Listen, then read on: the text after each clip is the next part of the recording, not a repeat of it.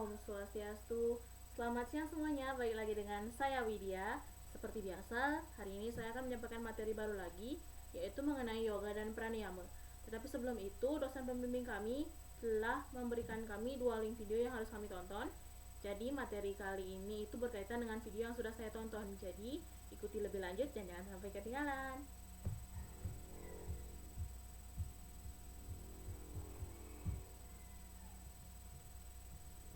Nah, seperti yang sudah saya jelaskan bahwa materi kita yaitu mengenai yoga dan pranayama.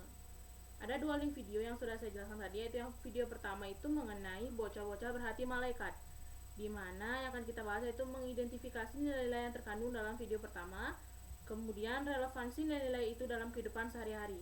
Video yang kedua yaitu mengenai pranayama, yang akan kita bahas yaitu pengertian pranayama, posisi dan cara melakukan pranayama, dan yang terakhir manfaat pranayama. Kita mulai dari video yang pertama yaitu mengenai bocah berhati malaikat, di mana video ini itu ada di Kick Andy Show. Jadi, Kick Andy Show adalah sebuah acara gelar bicara di Metro TV yang dipandu oleh Andy F. Noya. Kick Andy ini tayang setiap hari Minggu pada pukul 7 waktu Indonesia bagian Barat, dan tema wicara ini beragam. Dan Andy F. Noya juga sering menampilkan narasumber dari tempat terpencil yang karya dan kisah hidupnya menjadi inspirasi banyak orang. Seperti salah satu episode di Kick Andy Show yang ini yaitu mengenai bocah-bocah yang berhati malaikat. Ada 3 narasumber yang ditampilkan dalam episode itu, yaitu yang pertama Wajendra Hanif atau Ilah Lutfi atau yang biasa dipanggil Han-Han. Yang kedua Luis Jos Dario Romero atau yang biasa dipanggil Luis Romero. Dan yang terakhir yaitu Ariel Lucky Wijaya Trisupuno atau yang biasa dipanggil Ariel. Jadi, ketika bocah di atas adalah bocah-bocah yang berhati malaikat. Apa sih yang mereka lakukan sampai dikatakan sebagai bocah berhati malaikat? Mari kita bahas satu persatu. Yang pertama ada Wajendra Hanif atau Ilah Lutfi atau yang biasa dipanggil Han-Han. Jadi, Han-Han ini adalah anak yang masih duduk di bangku SD, tetapi cita-citanya itu sungguh luar biasa karena ingin membantu biaya pengobatan kanker mata yang diderita oleh seorang anak bernama Farih. Han-Han belum bekerja dan tentunya tidak punya penghasilan. Oleh karena itu, ia memanfaatkan keahliannya di bidang olahraga untuk membantu menggalang dana. Menariknya, kecintaan yang mendalam pada dunia olahraga itulah yang kemudian menggerakkan hati Han-Han untuk menjalankan misi kemanusiaan. Dalam usahanya menggalang dana untuk Farih, Han-Han rela berenang, bersepeda, berlari secara estafet tanpa jeda atau yang selama ini disebut triathlon. Selama menempuh triathlon, Han-Han telah mendapatkan dana dari para dermawan sekitar 13 juta rupiah dan 100% uang itu diberikan kepada adik Fari yang dikatakan Han-Han pada Kick Andy Show itu. Nah, yang kedua yaitu ada Luis Jos Dario Romero atau Luis Romero. Bocah berusia 9 tahun ini memiliki keinginan kuat untuk berbagi pada sesama, terutama pada orang tua dan anak-anak yang hidup di kawasan tempat pembuangan akhir atau TPA, Bantar Gebang, Bekasi, Jawa Barat. Luis sebenarnya lahir dari keluarga yang berada, namun ibarat pepatah, buah jatuh tidak jauh dari pohonnya. Luis mengaku suka mencontoh segala sesuatu yang dilakukan ayahnya, Romero Hurtado Yuri, yang kebetulan pula mengurus program pendidikan di lingkungan hidup di Bantar Gebang. Nah, lambat laun, Luis mulai mengerti bagaimana nasib orang tua yang hidup di Bantar Gebang, kemudian memiliki niat untuk mengajaknya berlibur ke Jakarta. Kata Luis, oma dan opanya itu seumur hidup tidak pernah keluar dari TPA, sehingga ia ingin mengajaknya berkunjung ke Jakarta Aquarium yang berada di Mall Neo Soho ketimbang ke Ragunan karena alasan teknis. Nah, jadi dana yang diperlukan Luis itu sekitar 10-15 juta untuk mengajak oma dan opanya ke Jakarta Aquarium. Jadi dia menulis surat untuk para dermawannya bahwa dia ingin sekali mengajak oma dan opanya itu berlibur ke Jakarta Aquarium. Oh, sungguh mulia sekali ya. Yang selanjutnya yaitu Ariel Lucky Wijaya Trisupuno atau Ariel. Bocah 12 tahun ini berasal dari keluarga prasejahtera.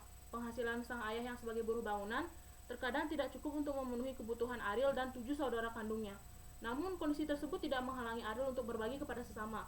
Setiap harinya Ariel menyisihkan uang jajan yang diberikan oleh orang tuanya sekitar 2.000 atau 1.000 untuk ditabung ke dalam celengan, dan setiap akhir bulan Ariel akan menyetorkan ke celengannya itu ke komunitas Laskar Koin 1000 untuk kegiatan sosial. Jadi inilah foto-foto dari anak-anak yang berhati malaikat itu. Ini Han-Han, ini Luis, dan ini Ariel. Nah, apa sih nilai-nilai yang bisa kita pelajari dari bocah berhati malaikat itu? Yang pertama yaitu nilai sosial. Pada dasarnya nilai sosial adalah suatu perilaku atau tindakan individu yang dianggap baik oleh kebanyakan masyarakat. Yang kedua, nilai tolong-menolong. Ikhlas dan sukarela saat tolong-menolong merupakan pengamalan nilai kedua Pancasila yang berbunyi kemanusiaan adil dan beradab. Yang ketiga, rasa kepedulian dan empati terhadap sesama. Peduli adalah sebuah nilai dasar dan sikap memperhatikan dan bertindak proaktif terhadap kondisi atau keadaan di sekitar kita.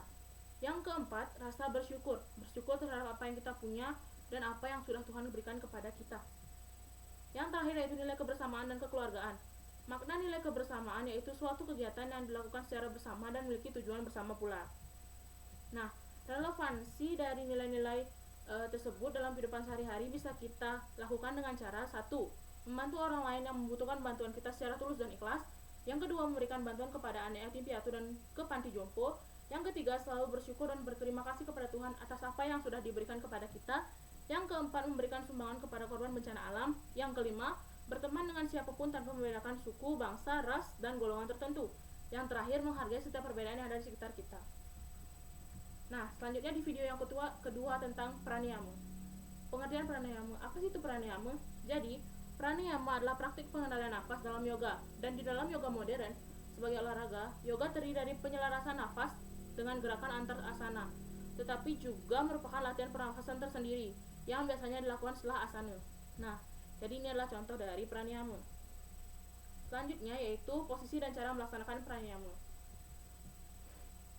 Jadi pranayama dilakukan dengan posisi duduk tegak dengan berbagai macam pose seperti pose bersila, pose pahlawan, pose teratai, dan tujuan dari posisi ini adalah agar aliran nafas menjadi halus dan merata dan juga agar tidak tegang bahkan saat menahan nafas. Yang kedua yaitu salah satu bentuk latihan pernafasan dari pranayama yang bisa kita ikuti yaitu: 1. Carilah tempat yang nyaman untuk duduk dan duduklah bersila. Yang kedua, tutup hidung sebelah kanan dan ambil nafas secara perlahan melalui lubang hidung sebelah kiri.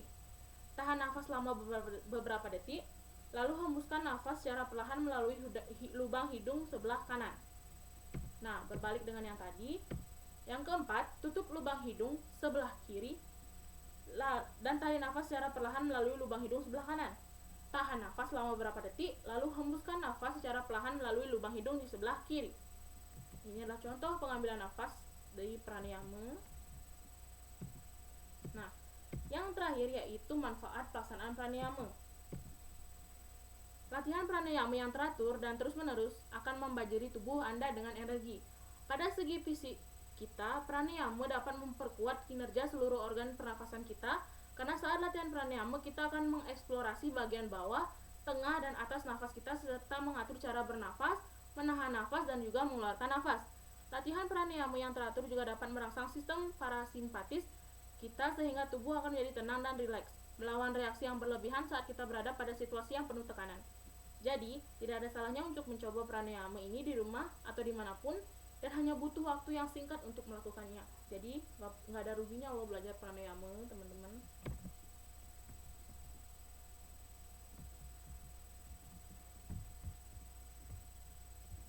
Nah, tadi sekian materi yang bisa saya sampaikan mengenai dua video yang sudah diberikan oleh dosen pembimbing kami, yaitu yang pertama video tentang bocah-bocah yang berhati malaikat. Jadi itu tuh saya aja sebagai orang yang lebih dewasa itu merasa, wah, mereka itu hebat banget ya, bisa bantu orang gitu walaupun usianya itu masih kecil. Jadi ketika kita ingin bantu orang lain itu nggak mandang usia, mau usia berapapun asal kalian ada niat untuk membantu orang itu nggak masalah, bantu aja gitu.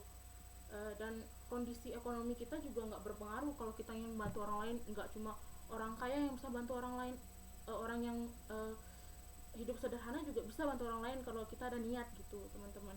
Yang kedua yaitu mengenai pranayama. Jadi setelah aku nonton video itu, aku jadi tahu gitu pranayama itu banyak banget manfaatnya gitu, karena kita kan di pranayama itu latihan mengatur nafas gitu. Jadi itu sangat bermanfaat banget sih untuk tubuh kita gitu, teman-teman.